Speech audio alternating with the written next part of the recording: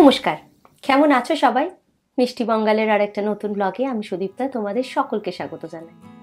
আসলে কাল থেকে রিহানের জীবনের একটা নতুন অধ্যায় শুরু হতে চলেছে, আর আজকের এই ব্লগের মাধ্যমে রিহানের সেই নতুন অধ্যায়ের সূচনা স্মৃতি হিসাবেই ধরে রাখা। রিহানের জন্য ডে কেয়ার কবে আমরা পাবো সেটার জন্য অপেক্ষা আমরা বহুদিন ধরে করে আসছি, ইনফ্যাক্ট বহু মাস ধরে করে আসছি। আর ফাইনালি বলতে পারো সেই দীর্ঘদিনের প্রতীক্ষার অবসান ঘটল। রিহান ফাইনালি কাল থেকে ডে কেয়ারে যাবে, আর সেই কারণেই ওর জন্য কিছু টুকটাক জিনিস কিনতে এসেছি। নতুন কিছু যে না কিনলে হতো না তা না, তবে ওই যে যতই থাকুক না কেন নতুন সূচনার জন্য নতুন নতুন দু একটা জিনিস কিনলে ভালোই লাগে। তবে ও তো কিছুই বুঝছে না, তাই ওর জন্য ওর নতুন জার্নির কিছু স্মৃতি আমি তুলে রাখলাম এইরকম ভাবে, যাতে ও বড় হয়ে দেখতে পায়। অবশ্যই এর আগে আমরা যেতাম স্কুলে, আর বাবা মা আমাদেরকে স্কুলে পাঠাতো। আর দেখো, সময়ের ফেরে আজকে এই বাবা মায়ের জায়গা থেকে আমরা আছি। আজকে আমরা এই ছোট্ট বাচ্চাটাকে ডে কেয়ারে পাঠাবো। সত্যি সময় কত তাড়াতাড়ি চেঞ্জ হয়ে যায়, তাই না? আর এখন আমাদের পালা, তাই টুকটাক যেগুলো ওখানে পাঠাতে হবে সেইগুলো কেনার জন্যই এখানে আসা। ওর জন্য মোটামুটি কয়েকটা জামা প্যান্ট কিনেছি, আর এখান থেকে একটা ব্যাগ কিনেছি। অবশ্যই ব্যাগটা রিহানি পছন্দ করেছে, কিন্তু ব্যাগটা কি সেটা আমি তোমাদেরকে বাড়িতে নিয়ে গিয়ে দেখাচ্ছি। আরও যে সানস্ক্রিন লোশনটা হয় সেই লোশন কিনেছি, ডাইপার ক্রিম কিনেছি, আর তার সাথে একটা বটল কিনেছি জলের। তবে চলো এবার বাড়ি যাই, কারণ এগুলোকে আবার ভালো করে গুছিয়ে লেবেল করতে হবে। এই যে তোমাদের রিহান বাবুর জন্য এই ব্যাগটি কিনেছি। এটার থেকে ছোট ব্যাগ ওখানে ছিল না, আর এটা আসলে রিহানি পছন্দ করেছে। ও হচ্ছে কোকোমেলান আর বেবি শার্ক, এই দুটি খুব পছন্দ করে। এই যে diaper, wipes, extra clothes, shirts আছে, প্যান্টস আছে, সক্স আছে, আর ইনডোর আউটডোরের জুতো, ফ্যামিলি পিকচার আর রিহানের পিকচার তো অলরেডি দিয়েই দিয়েছি। আর ব্ল্যাঙ্কেট দিতে হবে, আর লেবেল দিতে হবে। লেবেল আমরা কিনে এনেছি। আর এই লেবেল করতে গিয়েই আমার হলো সমস্যা, কারণ দেখো বটল, জুতো এইগুলোতে লেবেল করে দিলেও জামা কাপড়ে যে কিভাবে লেবেল করতে হবে সেটাই তো বুঝতে পারছিলাম না। আসলে এইরকম অভিজ্ঞতা তো আমাদের আগে কোনোদিনই হয়নি। আমরা যখন ছোটবেলায় স্কুলে যেতাম তখন তো ওই বই খাতায় সুন্দর করে বাবা মলাট করে দিত, আর তার উপর একটা স্টিকার লাগিয়ে দিতাম, আর সেই স্টিকারে থাকতো সাবজেক্ট, নাম, রোল নাম্বার, আর তার সাথে কোন সেকশনটা সেটা। আর তাছাড়া ওই বড় জোর বটলে লাগানো থাকতো। আর আমাদের ছোটবেলায় ওই স্টিলের টিফিন বক্সগুলো, সেখানে অনেক সময় নাম খোদাই করা থাকতো। অ্যাটলিস্ট আমি তো অন্তত এইটুকুই জানতাম আর এইটুকুই দেখেছি। কিন্তু জামা কাপড়ে যে কিভাবে লেবেল লাগাবো সেটাই তো আইডিয়া আসছিল না, কারণ এই লেবেলগুলো যদি আমি জামা কাপড়ে লাগাই আর তারপরে যখন আমি এটাকে কাচতে দেবো তখন তো অলরেডি এই লেবেলগুলো উঠে যাবে। আর সেই ভেবেই তখন ফোন করলাম আমার একটা বন্ধুকে। আর আমার এই বন্ধু যেহেতু টিচিং প্রফেশনের সাথেই যুক্ত, সেই জন্যই আমার মনে হয়েছিল যে ওই সব থেকে ভালো গাইড করে দিতে পারবে। আর ওর কাছ থেকেই জানলাম যে এই যে ট্যাগগুলো থাকে জামার, এই ট্যাগগুলোর মধ্যেই নাম লিখে দেওয়া যায়। তাহলে ওইটা পরে যদি মার্কার দিয়ে লিখি তাহলে কাচলে এটার কোনো রঙও উঠে যাবে না, কিছুই না। আর তাছাড়া এইরকম আলাদা লেবেলও পাওয়া যায়। এইগুলোকে এইভাবে কেটে নিয়ে তারপর সেটা জামার ওপরে রেখে আর তার উপর একটা অ্যালুমিনিয়াম ফয়েল রেখে ভালো করে আয়রন দিয়ে প্রেস করে দিতে হবে। আর কয়েক সেকেন্ড এটা এরকম ভাবে প্রেস করে রাখলে এটা স্টিক হয়ে যায়। আর এটা যখন তারপরে তোমরা জামা কাপড়টা কাচবে তখন কিন্তু এইটা যদি ড্রায়ারেও দাও তাহলেও কিন্তু এইটার আর উঠে যায় না। তো এইটা একবার ইউজ করলে আর বারবার তোমাকে করতে হবে না। তো এই জিনিসটা আমার ভীষণ ভালো লেগেছিল। অবশ্যই এর সাথে বলে রাখি, এখন তো কাস্টমাইজ নেম যেগুলো মানে তোমরা যে বেবিদের যে নাম হয় সেই নাম লিখেই প্রিন্ট হয়ে অলরেডি এই লেবেলগুলো পাওয়া যায়। তো এইবারে তো সেটা আমি জানতাম না, এটা আমি পরে অ্যামাজন থেকে খুঁজে বার করেছিলাম যখন সেটা দেখেছিলাম। তো এইগুলো আপাতত ইউজ করি, পরে বরঞ্চ ওই রকম একটা রিহানের নাম লেখাই আমি লেবেল কিনে আনবো। আর দেখো গল্প করতে করতে মোটামুটি সমস্ত জিনিসপত্র আমার গোছানো হয়ে গেছে। এই যে মোটামুটি সমস্ত কিছুই কমপ্লিট। এবার এইগুলোকে চলো ব্যাগে করে গুছিয়ে নিই। আর তাছাড়া কিন্তু এখন রাতও অনেকটাই হয়ে গেছে, এইসব গোছাতে গোছাতে তাড়াতাড়ি ঝটপট করে রিহানকে শুইয়ে দিই, কারণ কালকে আবার সকালে উঠে ওর আবার নতুন একটা দিনের নতুন একটা অধ্যায়ের সূচনা হবে। রিহান বাবা ওঠ রে, রিহান ওঠো।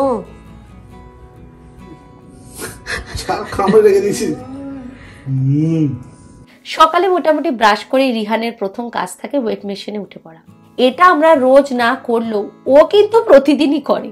ও যে কি বোঝে আমি জানি না, কিন্তু এভরি ডে ও প্রত্যেকটা দিন এরকম ওয়েট মেশিনে উঠবে, তারপরে ওয়েটটা কত হলো দেখবে, যদিও সেটা ও বোঝে না, শুধু ওই আলোগুলোই দেখে, তারপরে আবার নেমে ওটাকে সুন্দর করে আবার ক্রিবের ভেতরে ঢুকিয়ে রেখে দেয়। এটা ওর প্রত্যেক দিনের কাজ কিন্তু।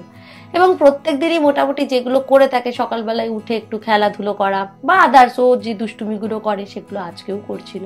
বা আমি ধরো ব্রেকফাস্ট করে দিলেও চুপচাপ প্রত্যেক দিনই এই সময়েতেই ও খায়। তো কিছুই বুঝতে পারছে না যে আজকে নতুন কি হচ্ছে। তবে আমার কিন্তু মনটা আস্তে আস্তে খুব খারাপ হচ্ছে। তো এইভাবেই সমস্ত কিছু কমপ্লিট হয়ে যাবার পরে রিহান এবার জামা কাপড় পরে পুরোপুরি রেডি। ও তো খুবই খুশি, তার কারণ হচ্ছে ও ভাবছে তো ওকে আমরা খেলতে নিয়ে যাচ্ছি, কারণ আমরা মোটামুটি শনিবার রবিবার হলেই এরকম মাঠে ওকে নিয়ে গিয়ে খেলতে যাই। আর সেইভাবেই ও আজকেও ভাবছে যে ওকে হয়তো আমরা খেলতে নিয়ে যাচ্ছি। অবশ্যই ব্যাগটা কাল থেকে কিনে আনার পরে এই ব্যাগটা নিয়ে কিন্তু বেশ ভালোই কাঁধে কুটছে। যদিও ব্যাগটার মধ্যে কিছুই নেই, একটা বটল আছে। তারপরে ভাবলাম যে ঠিক আছে, এটাও না হয় নিয়েই যাক, এটা নিয়ে ওকে স্কুলে পাঠাবো না, ওই গাড়ির মধ্যেই ফেলে রেখে দেবো। আজকে আমি সারাদিন বসে বসে এইগুলোই দেখব, যতক্ষণ তুমি ওখানে থাকবে ততক্ষণ। তবে টাইমটা যতই ঘনিয়ে আসছে আমার মনটা ততটাই খারাপ হয়ে যাচ্ছে। রিহান হবার পরেই প্রথম ওকে ছেড়ে থাকতে হবে আমাকে। তবে খারাপ লাগার ভালো লাগা সব মিলিয়েই সামনের দিকেও তো এগোতে হবে। আর সেই ভাবতে ভাবতেই একদম যেহেতু কাছেই রিহানের এই ডে কেয়ারটা, সেই জন্য সেখানে চলেও এলাম। আর ভেতরে ঢোকার পর দেখলাম রিহানকে ওয়েলকাম করার জন্য কি সুন্দরভাবে সামনেটা সাজিয়ে রেখেছে। আর আজ থেকে এটাই ওর আর একটা নতুন জায়গা হলো, যেখানে দিনের অনেকটা টাইম স্পেন্ড করবে। তবে রিহানকে যখনই ওনাদের কোলে দিলাম তখনই ও এত কাঁদতে শুরু করলো যে আমি ওই দৃশ্যটা আর দেখতে পাচ্ছিলাম না। আমি জাস্ট বাইরে সঙ্গে সঙ্গে বেরিয়ে চলে এসেছিলাম। আর যখন আমি সিঁড়ি দিয়ে নামছিলাম তখন আমার যে কি কষ্ট হচ্ছিল ওর জন্য, সেটা আমি তোমাদেরকে বলে বোঝাতে পারবো না। এতটা খারাপ আমার কোনো দিনও লাগেনি। চোখের জল যেন বারণই শুনছিল না, দু চোখ দিয়ে গল গল করে জল নেমেই যাচ্ছে। আর আমি যখন গাড়িতে গিয়ে বসলাম তখন হাউ হাউ করে কাঁদছিলাম, কারণ পেছনের সিটটা তখন ফাঁকা ছিল। আর আমার সেই কান্না দেখে তন্ময় বলল চলো একটু বরঞ্চ কফি খেয়ে আসি বাড়িতে যাওয়ার আগে, আর তারপর একটু ঘুরে তারপর না হয় বাড়িতে ঢুকবো। কফি শপ বলতোই আমাদের বাড়ির সামনে একটা টিম হর্টনস আছে, ওইখানেই গেছিলাম। তবে আজকে কি আর সেই জিনিসটা আনন্দ করার দিন? অন্য সময় তো রিহানকে নিয়ে আমরা কফি খেতে আসি, ও এখানে এসে কতই না ছোটা দৌড়া করে। মানে আমি যেখানেই যাচ্ছি সেখানেই শুধু রিহানকেই মিস করে যাচ্ছি। শুধু ভাবছি রিহান এখন কি করছে, ঠিকঠাক মতো খাচ্ছে কিনা, ও কি ব্রেকফাস্ট করলো, আচ্ছা ও কি খুব কাঁদছে, এইসবই শুধু আমি ভেবে যাচ্ছিলাম। আর যখন থেকে ওকে ডে কেয়ারে দিয়ে এসছি তখন থেকেই মোটামুটি আমি সময় গুনছিলাম যে কখন আবার ওকে আনতে যাব। তবে অফিস থাকার জন্য বেশিক্ষণ তার বাইরেতে ঘুরতেও পারবো না, তাই ফিরে এলাম বাড়িতে।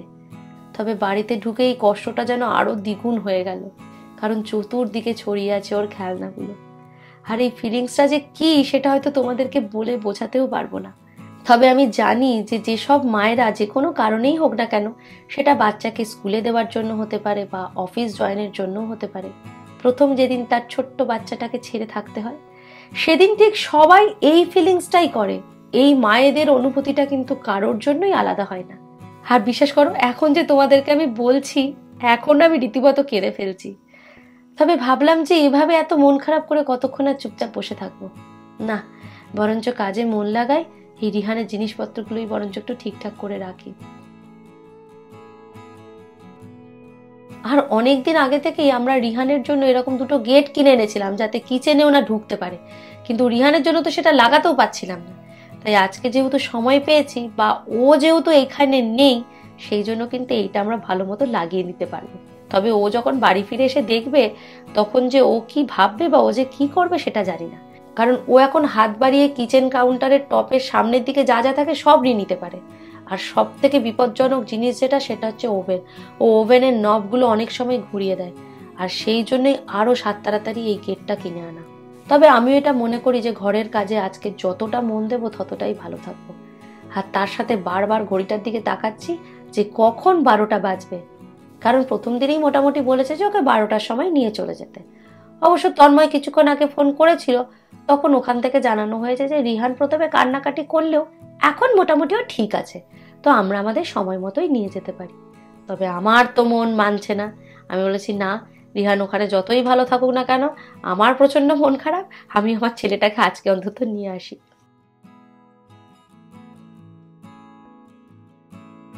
12:15 বাজে, আমি আনতে যাচ্ছি আমার ছেলেকে। ও কি আনন্দ হচ্ছে, মনে যেন ওর হাতটাই বেরিয়ে গেছিল এতক্ষণ বাদে। বাট ও ঠিক আছে, ও যে সবার সাথে আনন্দ করে খেলছে, এটাই আমার ভালো লাগছে। কখন আবার ওকে দেখবো, মাম্মি মাম্মি করে আসবে ছুটে ছুটে, জানি না কি করবে, দেখা যাক। আর এই যে এইটি হচ্ছে আমাদের রিহান বাবুর সেকশন।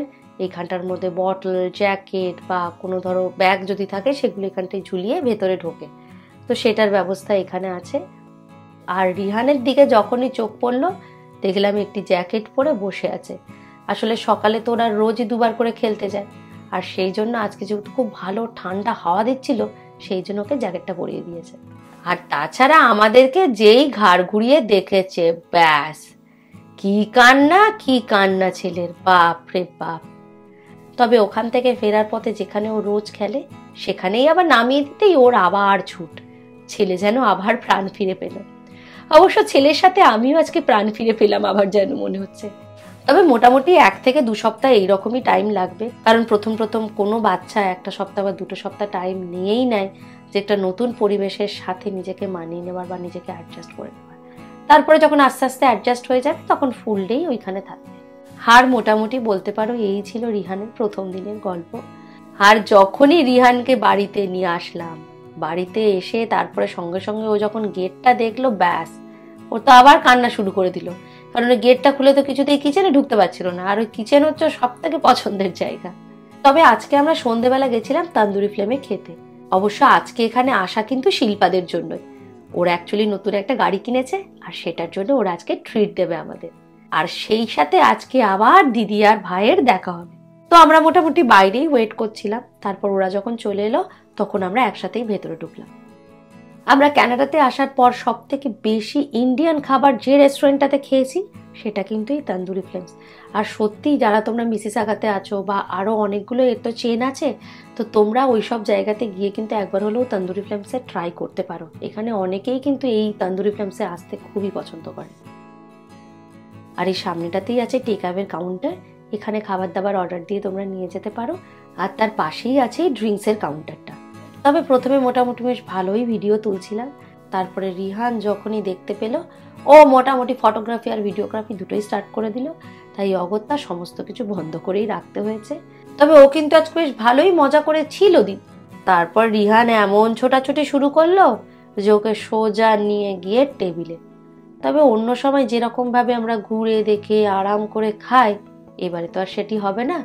কারণ যখনই ওর সানা দিদি আর ওর বাবা একটু খাবার খাওয়ার জন্য এই জায়গাটা ছেড়ে যাচ্ছে, ব্যাস সঙ্গে সঙ্গে এমন কান্নাকাটি করছিল যে কি বলবো। আর ওকে ঠান্ডা করতে সবাই ব্যস্ত হয়ে পড়েছিল। আর সত্যি বলতে কি অনেক দিন বাদে এইরকম ভাবে বেশ ভালো মতো সময়টা কাটলো। তবে এর সাথে এটাও বুঝতে পারছিলাম যে এই রিহানকে নিয়ে এরকম বিশেষ করে বাফেটে খাওয়া খুবই কিন্তু চাপের। অবশ্যই যে কথাই আছে না যে ভালো সময় কখন যে চলে যায় কেউ টেরই পাবে না, ঠিক একইভাবে আজকের সন্ধ্যেটাও যে কিভাবে কেটে গেল বুঝতেই পারলাম না। তবে এবার থেকে রিহানের রুটিনেও তো অনেকটা বদল এসছে। কাল থেকে আবার ওকে ডে কেয়ারে যেতে হবে। আর সেই সাথে ও যাতে এইরকম ভাবেই জীবনের পথে এগিয়ে যেতে পারে, তোমরা অনেক অনেক আশীর্বাদ করো আমার ছোট্ট ছেলেটাকে। আজকের ব্লগটা তাহলে এখানেই শেষ করলাম। দেখা হচ্ছে পরের ব্লগে। খুব ভালো থেকো, টাটা।